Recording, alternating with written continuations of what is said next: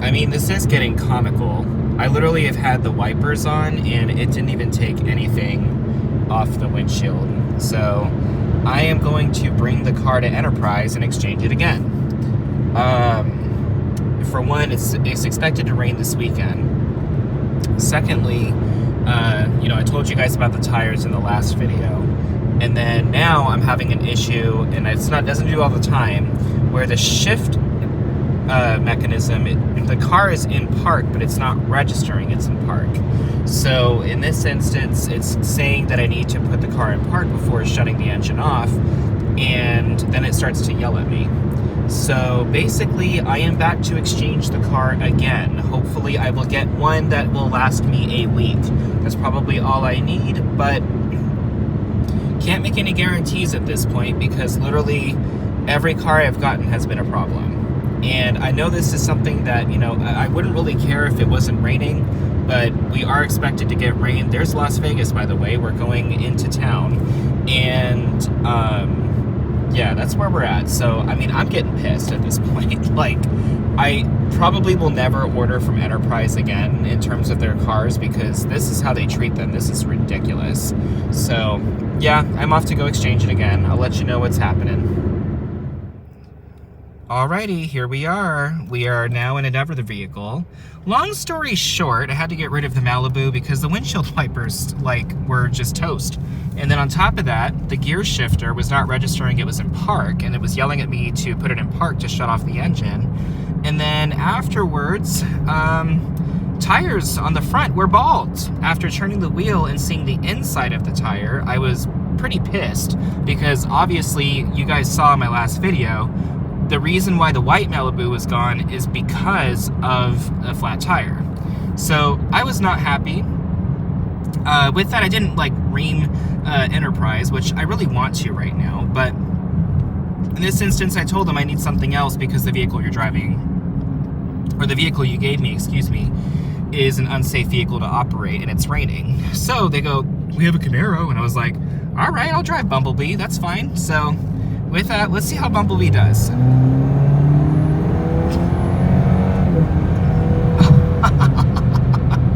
Okay, I'm not gonna lie, even though it's a 4-cylinder, that was pretty fast. It's not super quick, but it's also what's it called? It seems to be pretty well put together. So yeah, that was a good acceleration there. Now, when I actually get on the highway, I notice I need to dig into the throttle a little bit just to keep my speed up. It's really easy to actually catch yourself going 60 miles an hour if you're just driving like you normally would per se. But when you are driving on the highway, you do need to let into the throttle a little bit. But it is a nice ride. It actually is smooth, for one. The tires aren't making a bunch of noise. There is a rattle somewhere that I'm hearing, but it might just be the hood thing.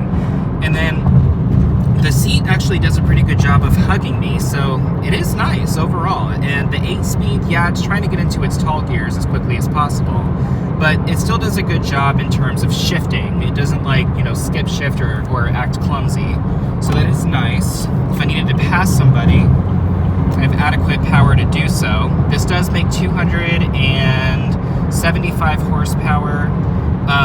You will get a 10-speed automatic with the 6-cylinder and the 6.2 V8 of this year, or a 6-speed manual as well, but this is an 8-speed with the 2.0 turbo, and I found that out the hard way because initially when you do actually light on the throttle, it actually does kind of sound like a V6 until you get into the higher revs, and then it's kind of like a raspy smoker per se. Visibility is not great. Honestly, visibility in this car, I can see why there have been some issues with it. It really kind of sucks. You do have a pretty wide blind spot on this vehicle, and the mirrors just don't extend far enough out in order to really make sure that no one's sitting there. So with that though, I mean, this car is not a first car for people. A lot of times it can be, especially with where I went to high school. But this car is not to be a first car for a person learning how to drive. The handling of it is really good. It's very direct and pointed, and there aren't any issues there. It handles pretty well. And the suspension on this, I was so much better than that of the Malibu. It's stiffer, the car's more pointed and direct. The Malibu was very light, but also I have to attribute that to just the crappy tires I've gotten on every model so far. The 2024 Malibu that I had actually drove well. I liked driving that one because it was just better and newer, but of course, the last they gave me a 2022 that was just, worn out, and it needed to go back to the shop because I was like, nope, I'm not dealing with this crap. But visibility over the hood, at least, is really good. It's kind of cool seeing the hood shapes and such, but if a boulder hit it, I would be so upset because I would see the dent. So with that though, I mean, smooth ride overall. Would I be happy with this car? No. It's just because, I personally don't like the big, bulky sports cars. I actually like more of a Mazda Miata or a BMW Z3. I like the small sports cars. This one is nice, but remembering what sports cars were and what sports cars are now, they're so bulky and heavy, and visibility is so low in them that it doesn't really make the driving experience as fun. Granted, am I having fun driving this car? Yes, I actually am enjoying it. It's just I wouldn't enjoy this car long term because I would want something smaller and actually with a manual transmission. If this had a stick shift though, I probably would change my mind because I like the torquiness of the engine. Now granted, I would get a 6-cylinder at minimum, but probably a V8. And so I do like the torque. I like the fact that I'd be able to go fast and actually cruise comfortably. This does remind me a lot, with that in terms of cruising and smoothness of the Dodge Challenger, which I have more experience with.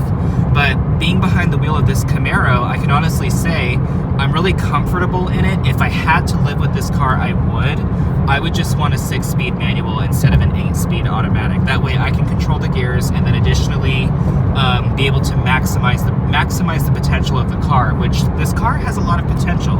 It's sad to see Chevy has discontinued it, but I mean, I know everything's got to go the way of the electric motors now, but I mean, it would be nice if they kind of did what Porsche Taycans did in terms of putting more than one speed in a transmission and then allowing that to basically, maximize the torque of the motor. That would be so fun in this car. So I would actually really like that.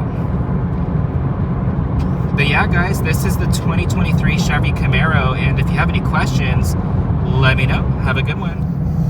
Alrighty, guys, so follow-up video from yesterday. Just something kind of goofy that I did that I didn't realize. I actually gave the impression in sport mode because I was actually heading south, and I thought the S in the middle actually was for south.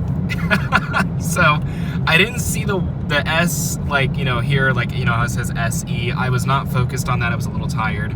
So when I did it today, I was like, this car still feels really stiff. I'm wondering, and I was like, oh my god, I'm in sport mode. So basically now, evaluation on car in tour mode, or also the equivalent of normal. Drives pretty well. In this case, I don't notice much of a difference with the transmission per se. It doesn't really delay shifts or anything of that sort, but it is predominantly with the suspension and steering. Those two are impacted by the sport mode switch, but I did notice the steering when you are on the highway, it basically feels the same. So it's mainly for those slower speeds when the rack is requiring more, or when the car is requiring more assistance from the rack. In this case, that's when you notice that real big difference from sport versus tour mode. But now that it is lighter outside, I can give you a little bit more of an interior shot. I do have cloth seats in this. This seems to be a base trim. I think it's super cool that you actually adjust the temperature with these specifically. That's kind of neat. Although, why the hell is my screen pointed down? So that's one thing I don't like, is the screen is pointed way down and is not very driver oriented unless the driver is basically laying on their back and it's basically like playing a video game per se. So it is a pliable vehicle. There's a statement that I made that I kind of just want to clarify. So I do like sports cars. It's just I don't like the bigger ones. I'll deal with a muscle car when it's actually muscle, but something like this is really there's only one car per se, or like one Camaro that really would stick out in this generation, and of course that's the 6.2 V8. A muscle car has a V8 engine. So, you know, with that, I do like this car, but that's one of the big reasons I wouldn't be happy with it, is because it is not the engine I would prefer. And then also on top of that, it's an automatic transmission, which, you know, automatics, they're good. I mean, you know, at least it has multiple speeds, but, or, you know, with that, not just a 3 or a 4 speed per se, it's, you know, gonna keep it within the power band, but it's just, it's not like, you know, it doesn't feel very engaging. So I do like a stick shift better, but on the other hand, I'm just one of the ones that likes smaller sports cars. Like, I like 2-seater sports cars, like a Miata. You know, I love an S2000. I mentioned a Z3 last night as well. So those particular cars interest me more. But best believe I would get into a muscle car and have fun with it. But I mean, V8 manual transmission. Like, I don't want, you know, a 4-cylinder or a 6-cylinder with an automatic. You know, the automatics are still good. I'm glad that they don't do CVTs, but yeah, it's just one of those where I'd rather have that. So in this regard though, seats are pretty comfy. You know, I did body combat today, and honestly, getting into this seat was really nice. And then I do just like how the interior is oriented. Like, I've always really liked circular vents. Those have always been really cool to me, and I know that this isn't the only car to feature that, but circular air vents, like, I don't know, I just like them. They look cool. Door panels, I mean, they are made of good material. The door is heavy, but, you know, it's a good thing. It's a two door, so yeah, it's gonna be like that.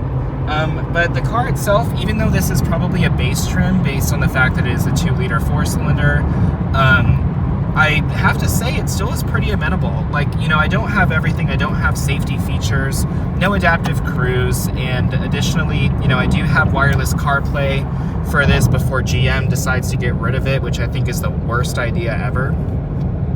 And, you know, I do get some amenities that cars are now coming standard with. I just, realistically, I don't have heated seats, so that is something that I was kind of like surprised with. But then again, too, base models, not all of them do, and it's becoming more of a luxury item. You know, cars are choosing to put heated seats in now, even on their base trims, but earlier models didn't have that.